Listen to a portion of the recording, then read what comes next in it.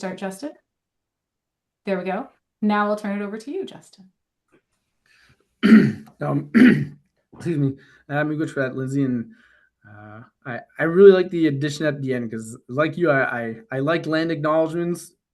Sometimes it depends who's saying them and where and when, but I think adding that little extra bit of what am I going to do to as an action point should almost become a common practice. So I thank you for that. So quick Akina Justin Roy Indigenous cause Kebaowek Acknowledgement Mino Pijan Kakina Anishinaabe Aki.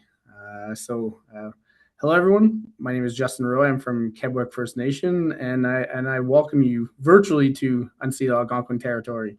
I'm a proud member of Kebaowek. I am their director of economic development in the community, so it's my Monday to Friday 8 to 5 role, and then I'm also elected member of Chief and Council, which has led me down this crazy journey that Kebaowek has been on in our opposition of the NSDF project that's being proposed in Chalk River. And I'm really excited and delighted to be here to take in the first ever presentation of the World Changing Kids that they've put together all themselves. And I think I should have an easy job here and just be able to sit back and let them take the lead. For those who aren't aware, I came into communication contact with Lindsay and all the kids when they came out to support one of our federal court of appeal hearings, and since then I've just been working with one another and how they could best support Kebaowek, which has led to the petition that Lindsay was mentioning, and now putting this presentation together that hopefully the kids will be able to do the teaching to other kids and really anyone who wants to know more about the NSDF. And I was also able to share some hot off the press news with Lindsay and the kids before everyone joins that at 5:31 this evening, Kebaowek was made aware from our lawyer that was leading the charge on the Federal Court of Appeals species at risk permitting decision, and we just won another decision on that issue right there. So I don't know all the particulars and whatnot, but one sentence he does say is this is a better decision than the federal court's decision. So all the pluses and goodness from that first decision, I guess they're even more so following this one. So, like I said, some big news fresh off the press. Good timing here. I am being able to share this with you, and with that, I'll stop rambling. Let the kids take the lead here. So happy to be here. Here goes everyone. Okay, beautiful. And yeah, that news is so exciting. We are so excited. One thing I also forgot to mention that I like to say at the beginning, a couple things you can do to share love as people say something you like is you can do snaps or jazz hands. And it really does, you feel it through the screen. It's very beautiful and powerful. So just so you know that if you see people doing that, or if you want to do that, that is awesome. For the person who I just let in, just to let you know that we are recording. So if you don't want to be recorded, you can turn off your camera. I'm asking that everyone who is not presenting is muted for now. And you can change your name. Yeah, if you don't want your name to show up on camera. And then we will have a chance. After the kids' presentation, Justin will offer his reflections, comments, and then we will have a chance for a Q&A. So that's when you can unmute and chat. So is everyone good? All my upstanders to start. Okay. All right. Keon, I think you were first then.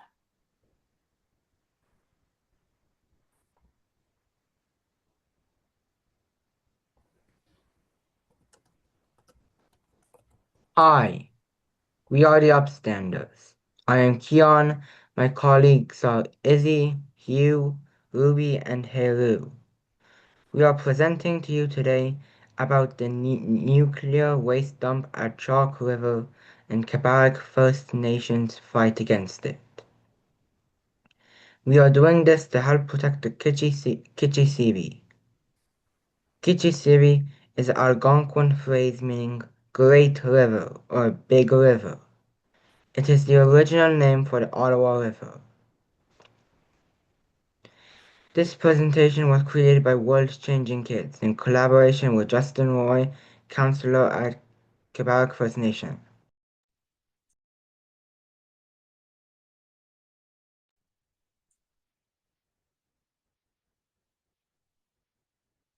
We have chosen to refer to this project as a nuclear waste dump at Chalk River because we think this is the clearest way to talk about it.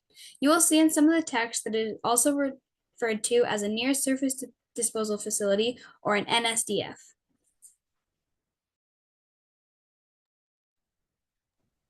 We want to start with Kebaowek First Nation's statement on the nuclear waste dump. This is in their own words. We are not pro-nuclear, nor are we anti-nuclear. We are pro not letting our territory become a permanent home for nuclear waste. We understand that there is a nuclear waste problem in Canada. We are pro finding the right solution. We strongly agree that the NSDF is not the right solution. This is a powerful quote from Lance Hamon, Chief of Kebaowek First Nation. It's not only a First Nation issue, it's a human issue, and we are doing this on behalf of our people and all Canadians who depend on the Ottawa River as their drinking water source.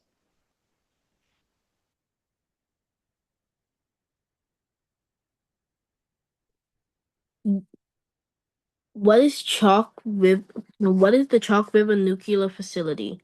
It is located in Chalk River, Ontario, along the Ottawa River. It was established in the 1940s.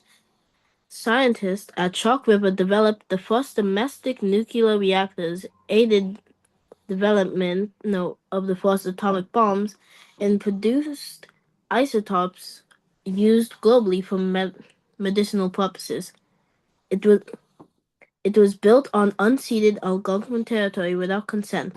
Chalk River is the site of the world's first two nuclear meltdowns in 1952 and 1958, before the famous Chernobyl meltdown. When did this current resistance movement start? In January 2024, the Canadian Nuclear Safety Commission approved the Canadian Nuclear Laboratories proposal for the construction of a nuclear waste dump at Chalk River. This was done without getting the free, prior, and informed consent of Kebaowek First Nation. We are going to share 10 important facts you need to know about the proposed nuclear waste dump at Chalk River. Number 1. It is big and it will be dangerous for a very long time. The proposed nuclear waste dump will stand 7 stories high and cover an area the size of 70 NHL hockey rinks. It will eventually contain 1 million cubic meters of radioactive waste. This waste will remain radioactive and therefore dangerous for a very long time. Some sources say upwards of 300 years, and others have said that the waste will remain radioactive for millennia.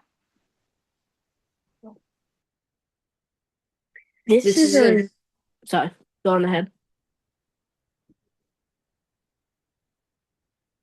I think this is yours. Okay, sorry. Let me get back. This is an important quote from Dr. J.R. Walker, retired atomic energy of Canada Limited senior manager and radioactive waste expert. The facility will remain a significant radioactive hazard for well over 10,000 years.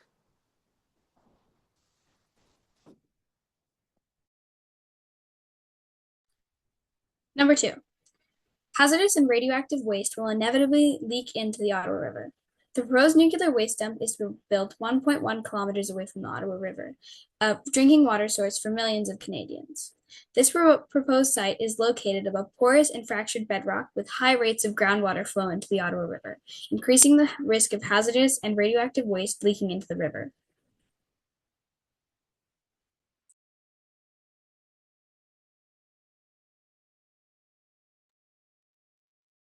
This shows the bathtub scenario that may occur after the nuclear waste dump has been filled and closed, where a heavy storm could cause rainwater to mix with the radioactive waste and then overflow and leach into the ground or surface water system. This would then flow into Perch Creek and then into Perch Lake in the Ottawa River. This image is from Canadian Nuclear Laboratories, showing why they think this proposed site is good. What they are not saying is that the base of this hill is surrounded by wetlands that drain into the Ottawa River.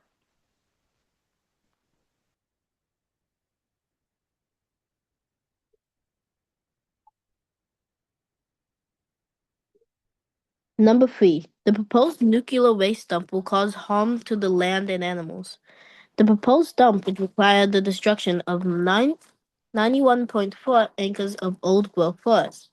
This will directly hurt three species at risk: the blanding turtle and 2 types of bats, the little brown myosis and the northern myosis. This will also directly hurt the eastern wolf, which is listed as a threatened species, black bears, deer, and moose. Number 4. The proposed nuclear waste dump will be built on an earthquake zone. The proposed site is located on a major fault line. An earthquake occurs every 5 days on average in the zone, the largest of these having a magnitude of 6 on the Richter scale. It only takes one earthquake to go higher than that to cause irreversible poisoning of our water. Number 5. The proposed site prioritizes money over safety. Canadian Nuclear Laboratories is run under a government-owned, contractor-operated GOCO model. This means that Atomic Energy of Canada Limited still owns Canada's nuclear sites, but the day-to-day management is done by a private for-profit companies, and currently none of these companies are based in Canada. These for-profit companies are looking for the lowest cost solutions so that they can maximize their profits rather than doing what is best for the long-term safety of Canadians.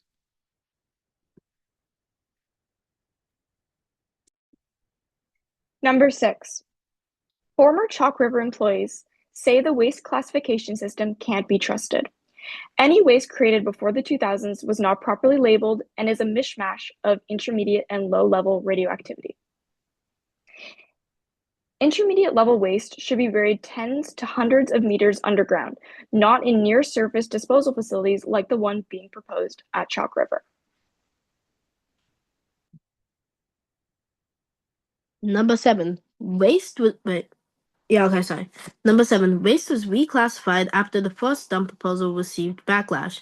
The dump was originally going to hold intermediate and low-level nuclear waste.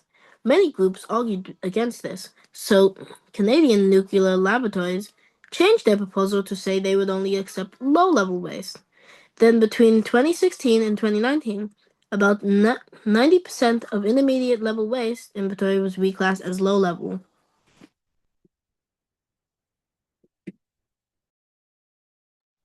Number 8.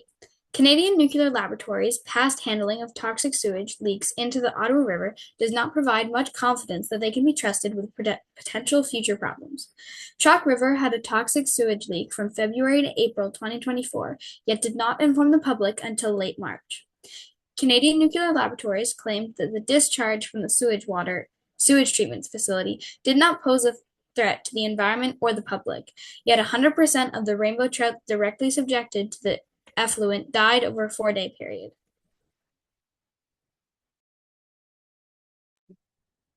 Number 9. The nuclear waste dump proposal does not meet international standards. The International Atomic Energy Agency, IAEA, is an independent international organization within the United Nations system, established in 1957 to promote the safe, secure, and peaceful use of nuclear technology. Canada is now a member of the IAEA. The IAEA does not allow for disposal of this kind of nuclear waste in near-surface mounds.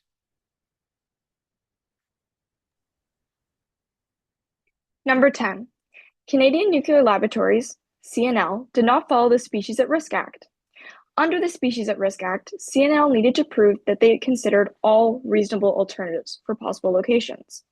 In a recent court case, a judge ruled that CNL failed to do this, as they only looked at property owned by Atomic Energy of Canada Limited, AECL, without looking at non-AECL land and whether that would have a lower negative impact on species at risk.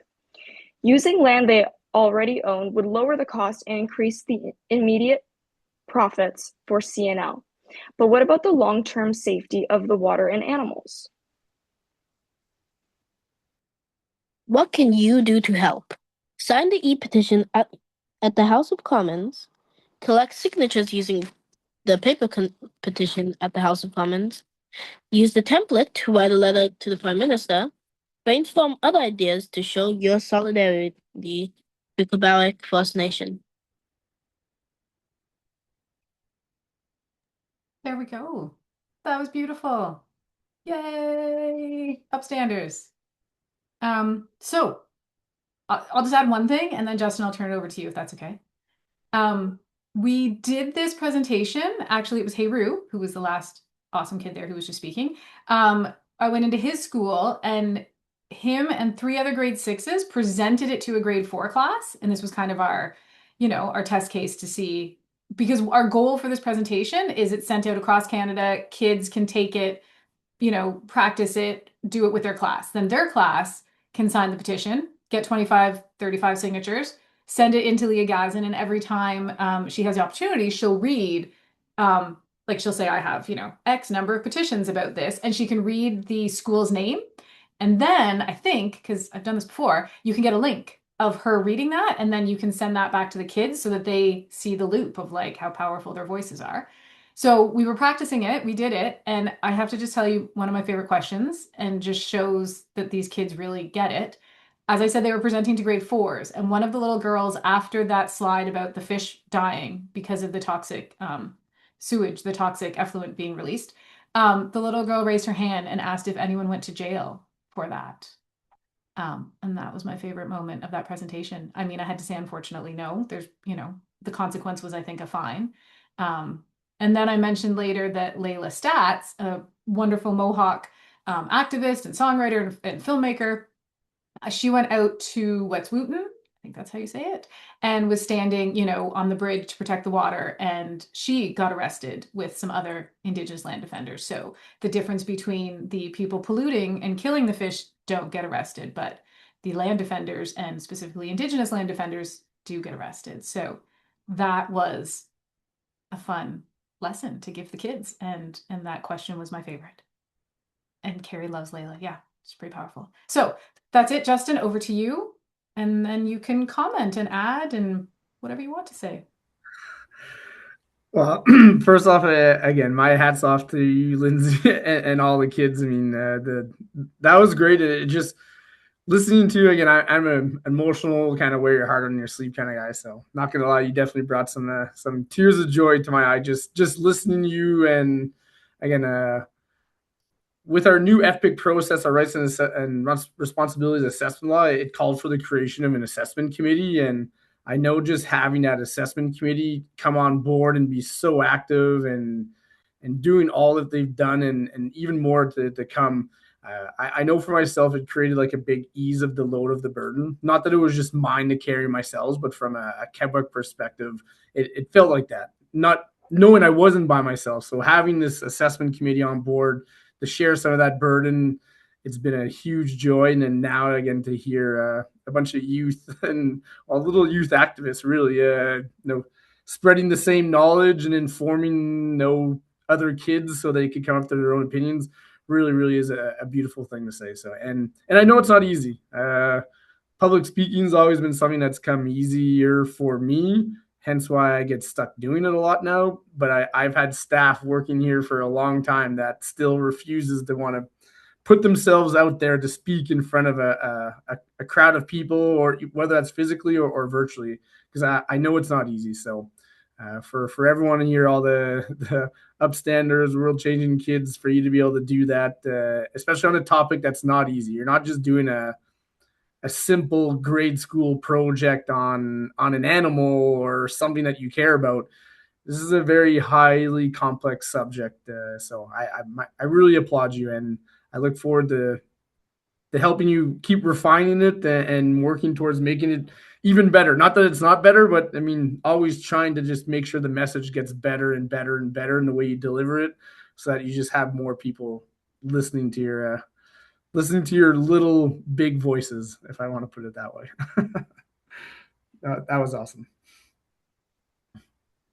Yeah. So is there anything else? I mean, you already shared that exciting, the exciting news, but is there more? Do you want to talk about FPIC and the process a little bit?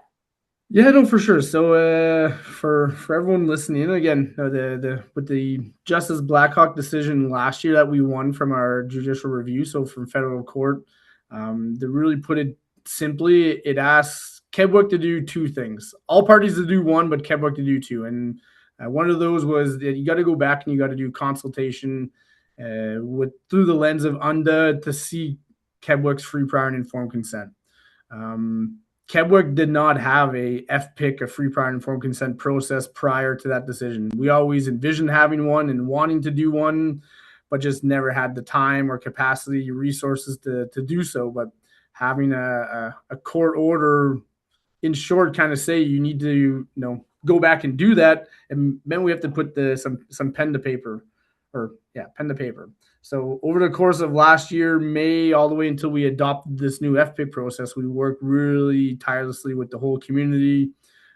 3 different rounds of big community meetings, community surveys, focus groups with youth, men, women, elders, and just kept going back to them in that manner until we went from a draft plan to what we're following here today. So we officially adopted that plan, that law, really in November. You could access it on the kebaowek.ca website, so the full plan, as well as some different presentations and outline. And really, this process is what's going to guide us for time immemorial. So any kind of project, large or small, that may or may not impact unceded Algonquin territory, we'll have to go through this law to make sure it goes through our own assessments before that will allow us to provide our own consent. Because at the end of the day, we have a right to say no, or we have a right to say yes. Again, happy to share and even happy to do a further presentation on what the law is. I mean, it's an 80-page law, but at the end of the day, it has 4 guiding principles, and those being respect for all life, water is life, protect Kebaowek's way of life, and the 7 grandfather teachings. What those 4 principles mean is that as we look at projects, we got to keep those 4 principles in mind when we're looking at projects to keep things simple. And like I said earlier, it also called for the creation of an assessment committee. So it calls for an assessment committee of 7 members of Kebaowek that, again, from all different demographics, again, men, youth, women, elders, two-spirited. And we really got that good mix from those that reached out wanting to be part of the assessment committee. There is a seat for a member of chief and council, which I'm holding, but I'm not a voting member. It's really more so to keep a connection between assessment committee and leadership. And then it also has I'll say an FPIC committee manager, which is one of our technical staff, Casey McLaren. So since January until now, we've been meeting now every Monday evening. They're supposed to be from 6 to 8 o'clock, but we're staying till 9, 10, 10:30 some nights, just because, one, we're having to bring them up to speed on what FPIC is and how are we going to do this the first time. And like I'm sure a lot of the Upstanders and World Changing Kids have found out, having to do a deep dive into what is the NSDF to try and become as informed as we can as possible. So we're working through that law right now. It's a 13-step law. We had to amend it a little bit to meet some of the timelines that the court imposed on us, because in a perfect world, it would take around 2.5 years to go through all 13 steps. That timeline is very much in line with the timeline of the Impact Assessment Act of Canada. So major projects, when they got to go through an assessment, well, our law and its timelines will follow along on that assessment, so that, again, we're not, being a hindrance, if you want to put it that way, or we're not rushing ourselves neither. And like I said, they've been working tirelessly. We're overloading them. The last 3 days, we were down in Ottawa at the Assembly of First Nations Nuclear Waste Management Forum, where I had the opportunity to speak, and all the assessment committee members came down to take that in. So they got to hear from both sides of the coin too. People who are for nuclear and transportation of it, and some of the different ways we could store the waste, but also got to hear a lot from those that oppose this type of work, or a lot of people talking about UNDA and UNDRIP and FPIC and what does that mean. So I think it was a really big eye-opener for them to see how important this issue is, especially in light of the billions of dollars that have just been announced by the Carney-led Liberal government towards nuclear, And I think it was even a bigger eye opener because I think almost every presentation that we took in the last 2 days at the forum mentioned Kebaowek First Nation in some way, shape, or form. So I know they understood the importance of the work that we were doing, but I know after them leaving there, it brought an even bigger sense of pride and importance to what we're doing here, seeing that people across Canada are watching what we are doing. And on our way down to Ottawa, we actually got to stop for the assessment committee's first site visit to the NSDF site. So they got to go and walk the NSDF site and stand on top of the mountain that we keep talking about, where you could see the Ottawa River on one side, and you're staring at the side of a mountain that could potentially be blown away to create a flat surface for this proposed waste mound. We got to walk the shores of Perch Creek and they really got to take it in. I mean, it's easy to see these things on a map and on charts and what they are, but then when you go and walk and see it for yourself, it just, again, I really think it just adds to that importance of the work we're trying to do here. But in saying that, there is still a problem, right? Like I want to always remind people that Kebaowek, and we should all know it, there is a nuclear waste problem at Chalk River, and we need to find some solutions. We just got to make sure that they are the best solutions, because this is a forever project. This thing is going to last for hundreds and hundreds of years, and a lot of material going inside that are going to last hundreds, thousands, hundreds of thousands, millions, billions of years. So whatever we end up landing on, we just got to make sure it's the best solution, because another sad thing of driving around that site and seeing some of the fenced off areas that are just contaminated with tritium plumes that are in the watershed, in the swamps, in the ground. It is a really sad thing to see. So that's why, we need the best solution, but we also can't forget that there is a problem here that we all got to try and find out how we want to do this. So a really, really Cole's Notes elevator pitch of our FPIC process and what we're doing behind the scenes. I mean, we're working with all kinds of great people. I'd even love to have one individual we've been very fortunate to work with. Her name is Dr. Cheryl Lightfoot. She's a U of T professor, but she's also the co-chair for the United Nations MRIP body. And I always forget what MRIP means. It's, let me do a quick AI search. MRIP, it's the Expert Mechanism on the Rights of Indigenous Peoples. So again, any of us, and it's one of the bodies of the United Nations Human Rights Tribunal. So it carries a lot of weight in what they do. Basically, this was the body that helped write UNDRIP when UNDRIP was being drafted over the course of almost 20 years. This is the same body where states and Indigenous peoples, you can actually apply to them whenever you're in, I don't know, a dilemma where you can't find a solution. They could come in and aid countries and Indigenous peoples work through their problems. They've never done one in Canada. They've done some in New Zealand, Norway, and whatnot. But all to say, we had Dr. Cheryl Lightfoot come on board and be part of our team. And she actually gave us our FPIC process template, which we used in drafting our own law. She just spoke as a head speaker at the Impact Assessment Agency of Canada conference last week in Quebec City. Just a wealth of knowledge, being able to speak from a boots on the ground person doing this for so long. And I'd be remiss if I didn't mention her and the aid she's helped Kebaowek, but she also carries a lot of, I'll say, respect to what she says coming from the UN. Now, we've had her do similar presentations to CNL and to CNSC and others, and sometimes when they hear the same thing from Justin Roy, it doesn't carry as much weight as when you have a professor or co-chair from the United Nations body saying the same thing. So anyways, I could keep talking about this file and ways it's connected to all different aspects of things. So, but all to say, World Changing Kids, Upstanders, phenomenal job. I'm really appreciative of your support in doing this. And I'm really looking forward to continue working with all of you and refining this, making it better, and whatever else we could do together. So, Team good for all this. Beautiful, thank you. And I think I was going to ask you to mention that person, that woman, because if I remember when we spoke last, there was something about how fast you created this. FPIC process, right? Like, weren't they saying that like Yeah. other people had taken like X amount of years and you've done it in months or something? I would say most any other community in Canada might have something similar, or that are other Indigenous community or peoples across the world. It's usually a years long process to do this because, again, you want these to be community driven, and community driven anything takes a long time to do.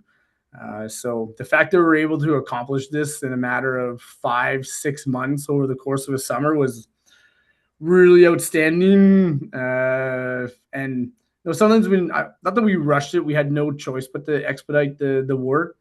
But with just what we were able to do in the law that we have, I mean, not that we're not running into any kinks or things we didn't think of when drafting the law, but it really hasn't been the case. So, yeah, we've been hearing that a lot. I mean, I've been doing a similar presentation that I offered the group here to do probably 2-3 dozen times now in the last 3-4 months to anyone that wants to reach out and listen, because if there's little words of advice I could pass along to all of our youth on the line is just, always take up the opportunity to be heard. I mean, if someone wants to reach out because they hear what you're doing or they want to get involved, find the time. Like, you have to find the time, because at the end of the day, it just gives you a little boost of energy. At a minimum, for me, it just gives me a boost of energy to keep doing the work that we're doing here at Kebaowek. So, and yes, I mean, doing the law in a matter of months should have taken years, and then now even putting the law to work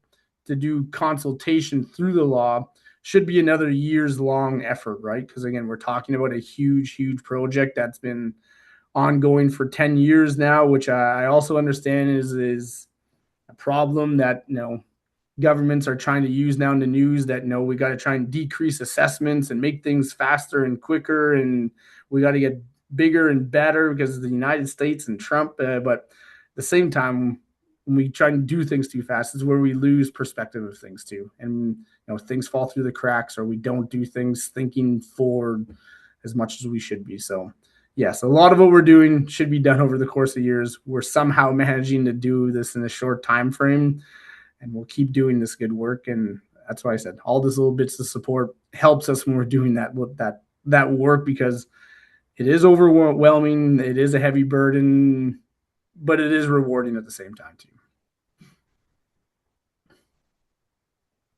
Yeah, amazing work.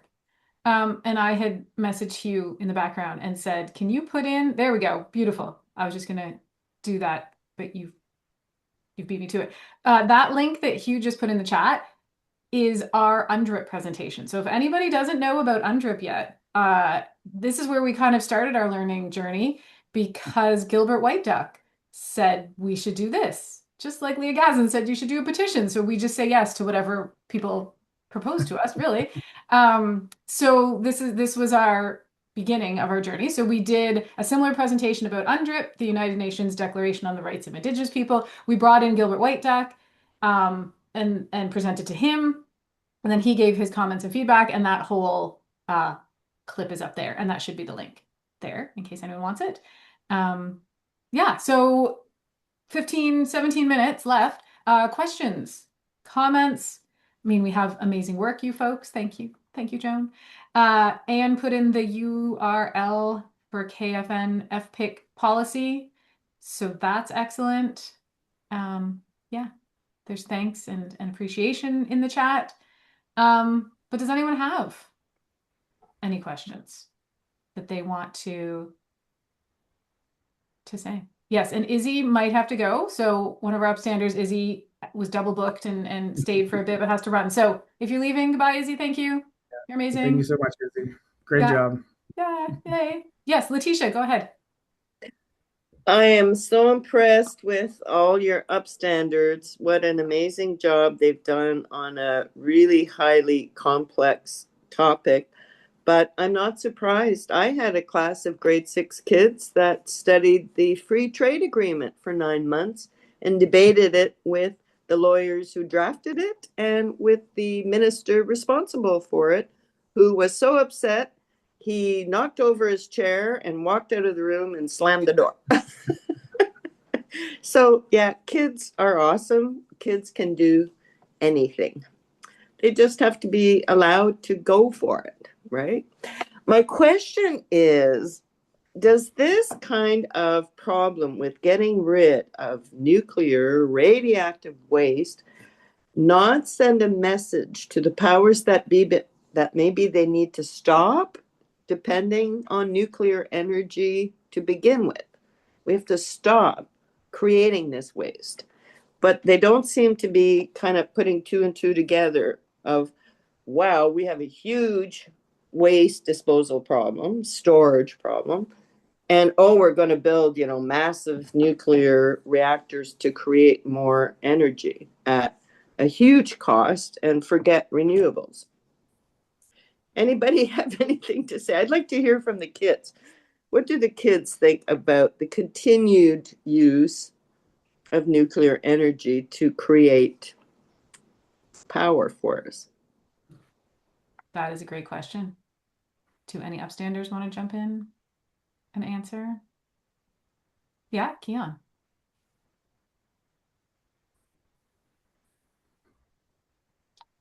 I think, are you unmuting, love? So, I would just like to say my opinion on nuclear energy. I'm just gonna say this. I don't think nuclear energy can be the main source of electricity, like anywhere. Like, we have so many good options for so many environments. I just don't see the potential in nuclear energy. Like, I just don't see the potential.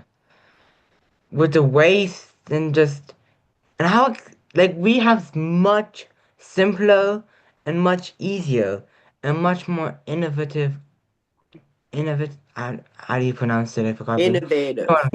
Innovative. Yeah. Innovative.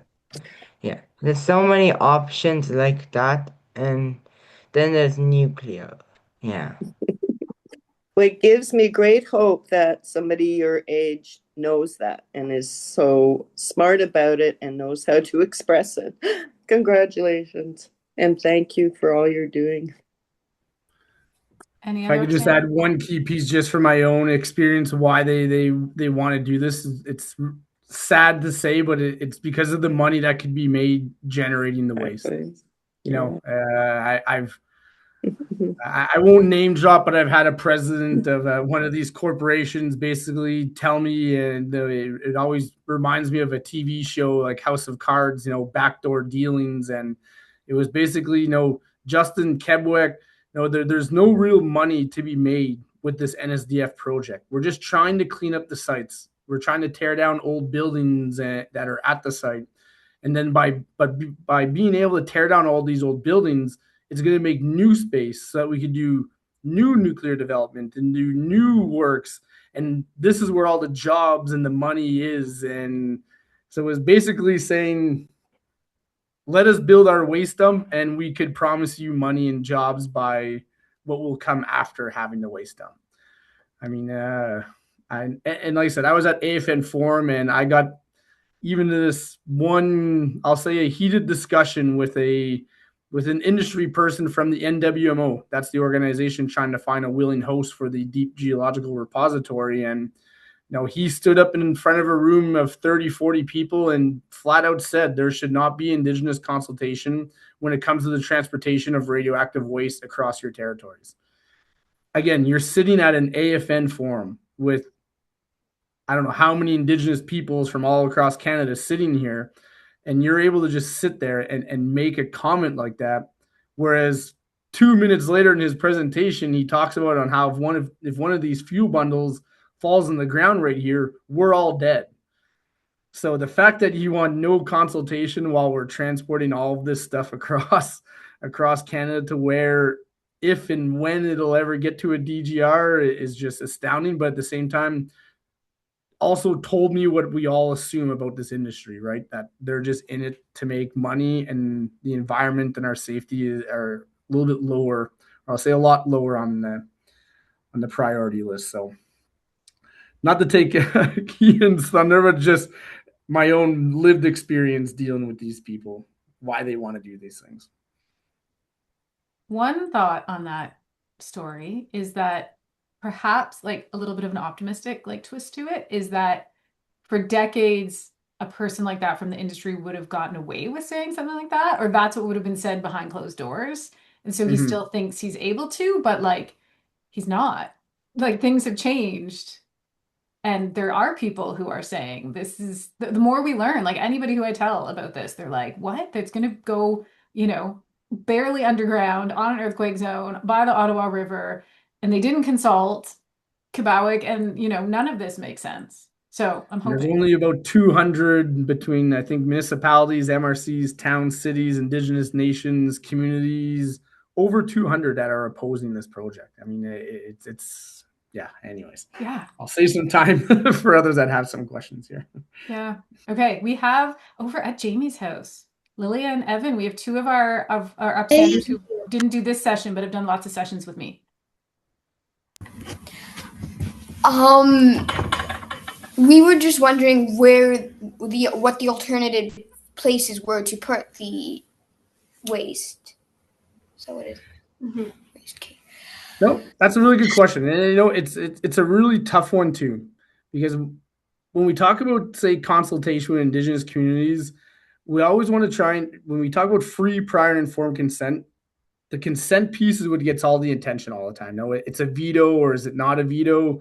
But I'm a strong believer that the free and the prior are the most important things. So that before decisions are made, like where a mound may or may not go, or what kind of a mound is it going to be, what's going to go inside of the mound, that we got to start having those conversations together before we start deciding on where something will or will not be. Because when it came to this project, it was, here it is, here's where it's going to go, and do you like it or do you not like it? So the option of trying to sit down and figure out what is the best place has never been on the table for Kebaowek or really anybody at the end of the day. This goes a little bit back to, again, when I spoke earlier about the big decision, the newest decision that just came out today. We all have to follow the Species at Risk Act, which is an act in Canada that tries to protect all species at risk. Sometimes we have to do things where species at risk live for whatever the reason may be. So that whenever you want to do something where there may or may not be species at risk, you must apply to get a permit. But when you do so, the key thing of the Species at Risk Act is it says you must look at all possible reasonable alternatives for said project. Well, whenever CNL wanted to look at the NSDF site, they didn't look at all possible reasonable alternatives. They only looked at locations that they own, because it would just be easier for them and it'd be a lot more convenient for them to only look at sites that they own instead of looking elsewhere. It could be, I don't know, a barren wasteland somewhere in Canada that's far away from watersheds or what have you. So I usually don't like answering the question of where is the best possible location, because I don't know. But that question or that option has never been on the table, not just for Kebaowek, but for everybody. But I strongly believe that we're all smart enough in this world that we can find the best location for this and the best solution, whether maybe it is the mound, but just in a different location or what have you. But it's just sometimes these are tougher questions to ask because they're never on the table before you as well. I know I got a little bit long-winded in an answer, and I hope I was able to bring a little bit of clarity on the location issue. Evan, did that Perfect. answer it? Thumbs up? Yeah. Yeah, cool. Okay. All right. Then we have a question from Carrie.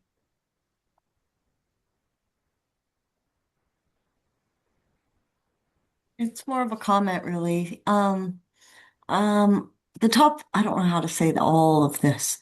The topic seems really heavy, and I just kind of wanted to say to your upstanders that the presentation was really well done and really impactful.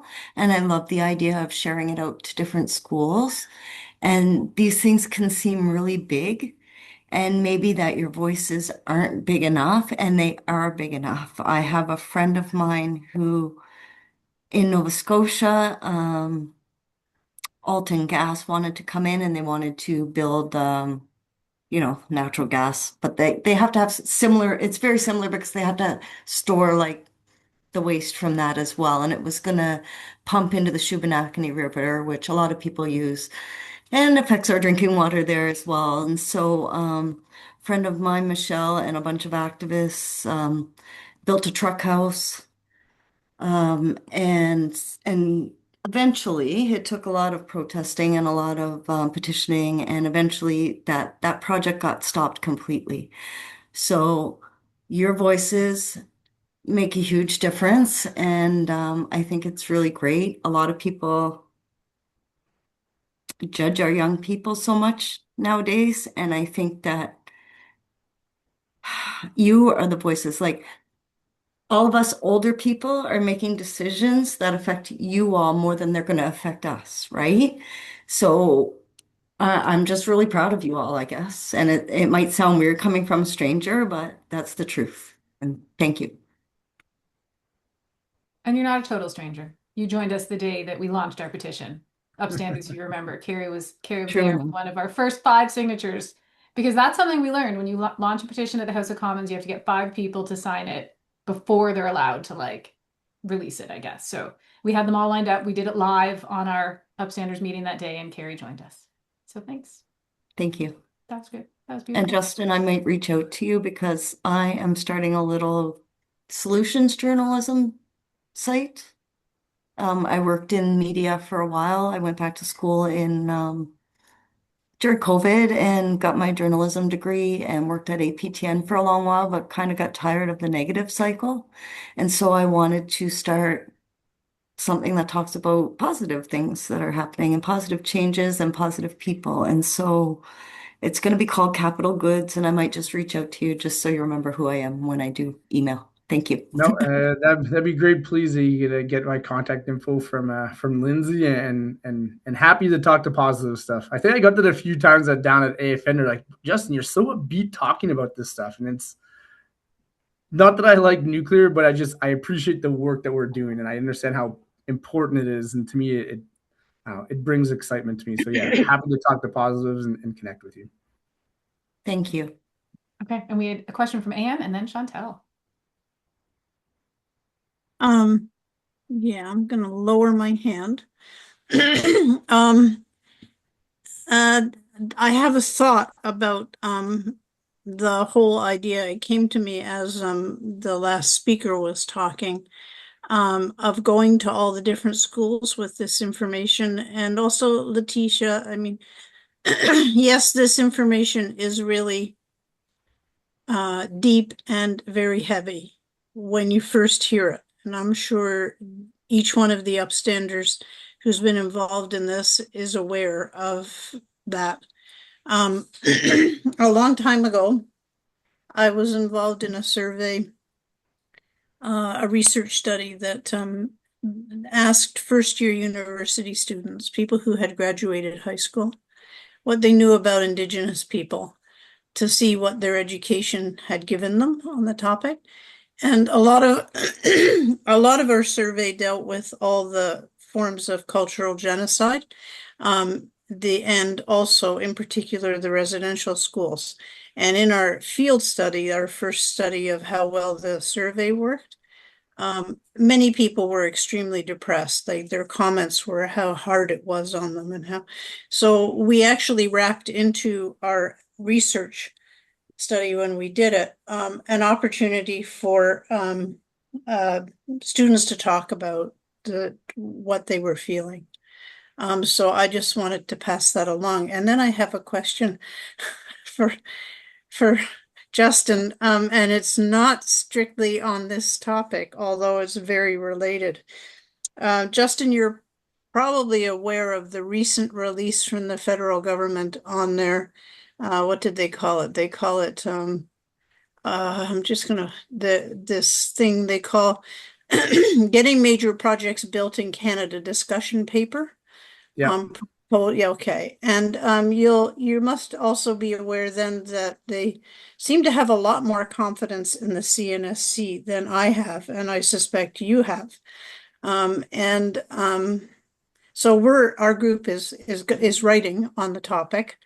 I'm just, if you have stuff on that theme or sources on that theme, if you have my email, if you could forward them to me. I haven't Okay. half of our 2-person team writing this has started, but that person's actually more of an expert in nuclear waste. And so I'll be doing the final write, including her comments and that sort of stuff. So, yeah, so that's, I mean, obviously the argument has to be made that for the most part, none of the federal regulators are doing the job they need to do to protect us. And so we have to say that part of this proposal is invalid. And the other thing I was interested in your point of view on, and again, maybe it's something, I'm getting into a whole area that I'd love to have a conversation with the upstanders about, and but I know I'm way out on the edge here. And that's the way they've structured the questions for the guidelines for responding to the consultation. I looked at it and I thought, this is just more divide and conquer. Because there's this section that it has to do with Indigenous consultation. And then there's another section that's for public response. And it does say and Indigenous, but it's like a toss-off, in my opinion. So I'm curious about that too. So if you have a chance to send me information, if you want to say anything now, that's cool. But, you know I'm right outside the reach of the camera on this. And thank you for always continuing to do what you do. No, thanks for that, Anne, and again and it's great too seeing familiar faces here, just even supporting the upstanders. I mean, Anne and I seen Chantel and a few others where we've come across each other in other speaking forums and whatnot, and to see that. You'll also learn this too, upstanders, as you do these things, who are your real big supporters and who are not. And again, it really is a pleasure seeing you, Anne, and some familiar faces. And we're definitely on top of that discussion paper.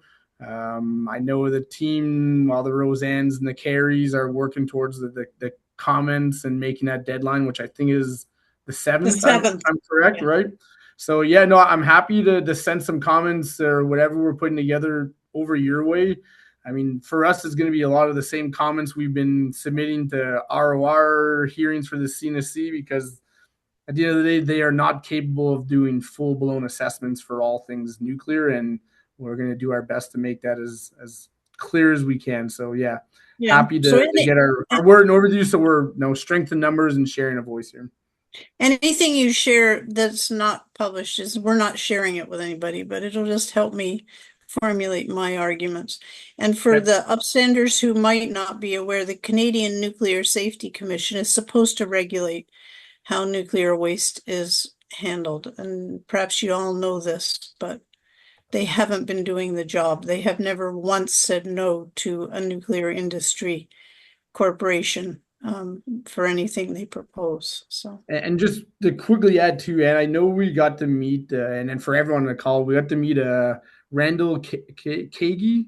He was a previous commissioner for the CNSC, and he was from Saugeen First Nation, and he resigned, I believe, late in 2025, and he resigned with a 20-page resignation paper, basically outlining all of the issues that he believes there is within that commission and the whole industry. Send it to me, Justin. Send it to me. I didn't get the 20-pager. It was just side discussions, and he was really everything that we assume and think of this commission is basically true. Like as sad as it is to say,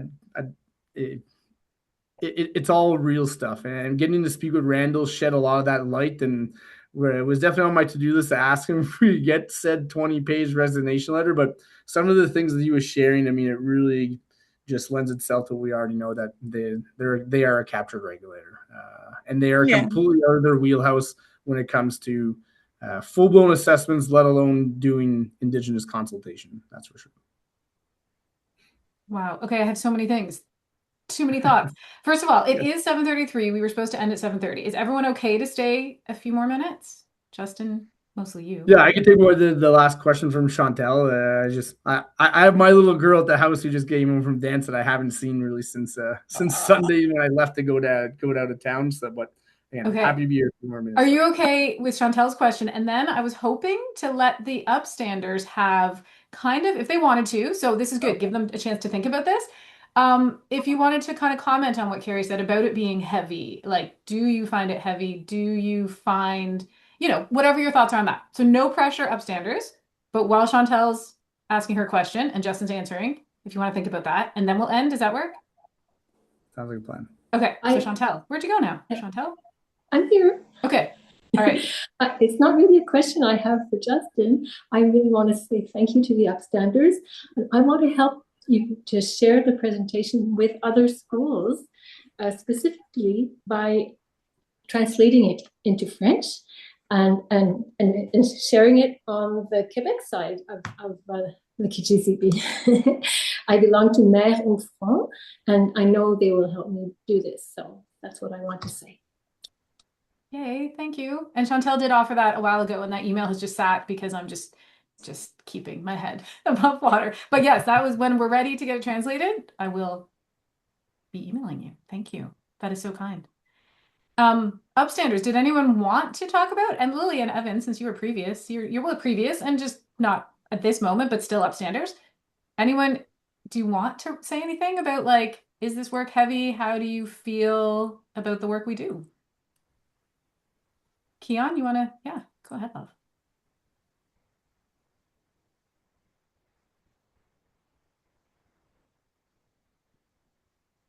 It depends on what part we are on or like the topic.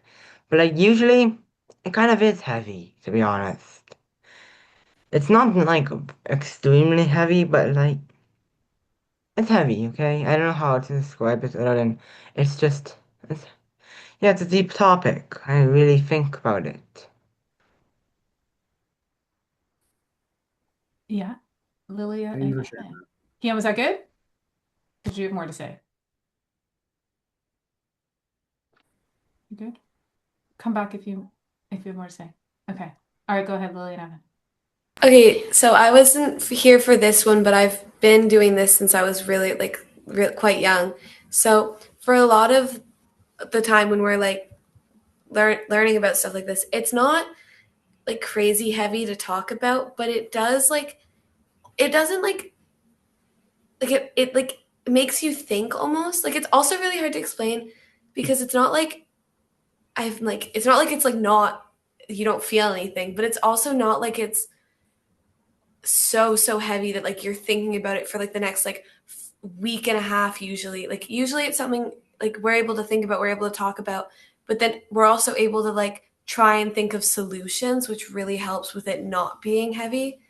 So in a way, like there's the bad, but then we always try to find the good in the bad, so it helps a lot. That's what I hope. Thank you for sharing that. Really just speaks volume to how resilient kids are.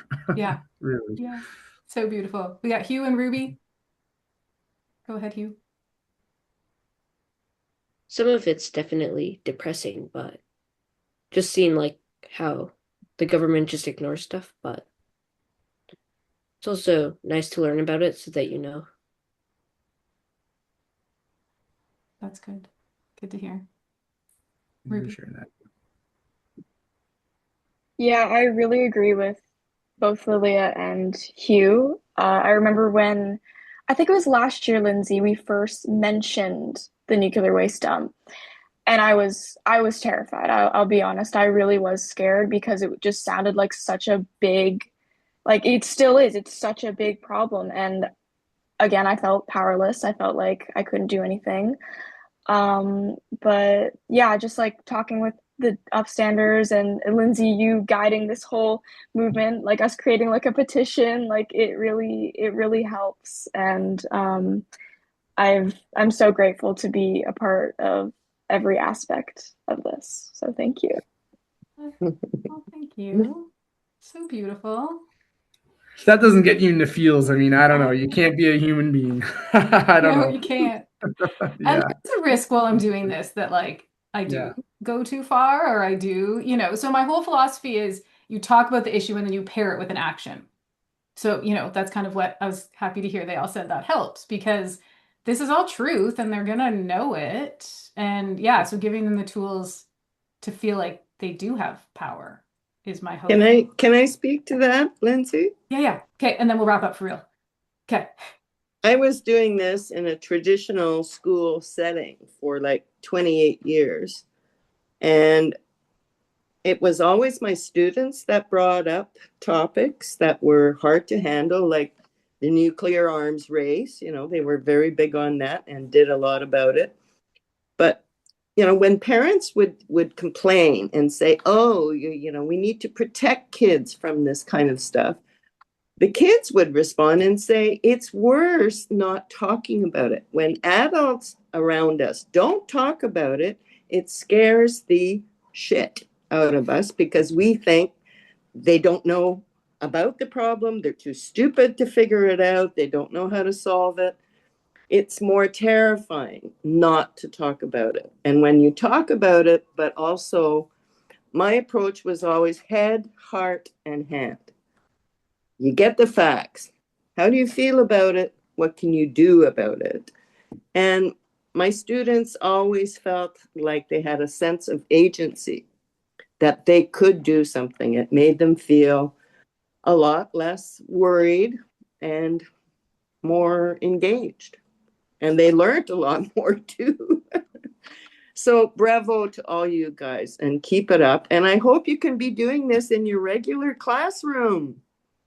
This should be happening in every school and every class across the country. What the hell is going on in public education? I love it. Okay, Karen, I do see you have your hand up, but I think what we'll do is we'll let Justin go, and then I'm happy to stay on and we can chat a bit longer. Does that work? Because I do want to respect Justin's time. Okay, perfect. So, Justin, if you want to just like say any final thoughts, we're so grateful to you and your learning, you know, that you shared with us and letting us do this with you. Thank you. And whatever you want to end with. Again, just a big wish to you, Lindsay, in doing this. Not just again on a Kebaowek NSDF, but for all these kids that are looking up to you. I mean, you could see the I don't know, the love that they're that's going both ways, and to everyone that joined too. Not just you know, to show your support behind these young upstanders and what they're doing, because it's not easy to do, especially when you're a child, when you're a youth, and sometimes you feel like your voice, you know, it isn't there. It is there. So I'm really grateful we got to connect, Lindsay, and do this. I mean, whatever I can do to keep some momentum going forward, I am here. Just tell me what you would like for me. And again, maybe I'll just end with two quotes. That one, especially in light of the conversation at the end here about it being heavy and whatnot. And again, I don't know if I heard this in a TED talk or a podcast, but I always like to share it. And it went something around the lines that if the change you're trying to instill in the world could happen in your own lifetime, you're aiming too small. And you know, when I think about this work and what we're trying to do, like this is a long time change in work that we're trying to do here, that you might not seem like you're going anywhere, but you are. At the end of the day, the little things do matter. And then the last little quote, it's going to be, again, our assessment committee. We were in meetings and at the end at Chalk River on Monday. They were tense and awkward and silent, and everyone's walking on eggshells. And one of our assessment committee members, I guess, had a picture of a painting of an Indigenous man or woman sent to him from his mom, and it had a quote. And again, I'll be paraphrasing a little bit, but it went something along the lines of only then will they realize, when the last tree has been cut down and the last of our waters have been poisoned, that we cannot eat money to survive. And it really, again, carried a lot of weight. I repeated this at AFN during the week when I was there. And at the end of the day, it really is that simple. We need to protect the land and the waters that we all call home. So wasn't that Chief George? Could have been. Could have been. I have to look up where the quote came from. I just know it was, again, a picture painting. Mom sent it to him in the middle of this meeting, and then he just stood up and he said it. And it's been on my mind ever since. Yeah. Good one. Yeah. A perfect way to end. A big Chima Gush to everyone. I really appreciate the presentation. Keep up your fantastic work, Upstanders, and I'm really looking forward next time we can all connect. Okay. Thank you. Thank you. So I'm going to stop recording. Justin, go see your daughter. Yes.